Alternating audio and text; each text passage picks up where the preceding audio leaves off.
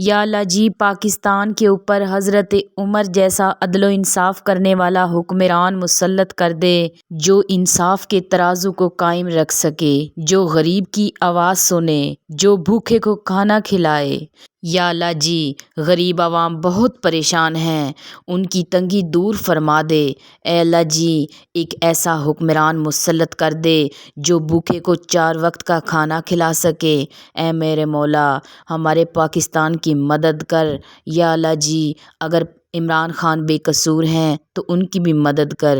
یا اللہ جی، میں یہ نہیں کہتی کہ عمران خان ہی وزیر اعظم بنے، اے میرے مولا، جو پاکستان کے لیے بہتر ہو اس کو وزیر اعظم بننا چاہیے۔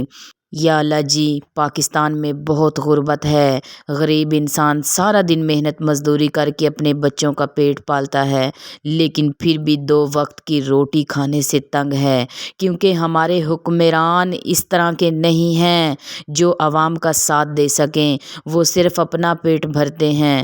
اے میرے اللہ جی، ہمارے حق میں بہتر فیصلہ فرما دے۔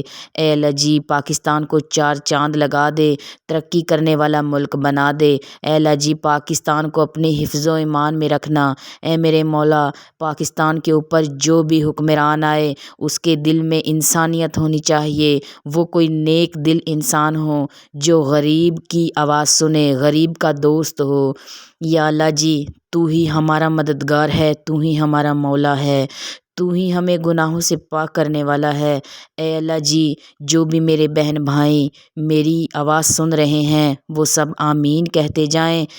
یا اللہ جی، پاکستان کے اوپر ایک ایسا حکمران مسلط کر دے جو قرآن اور حدیث کی روشنی پر چلے، قرآن اور حدیث کی روشنی پر فیصلے سنائے۔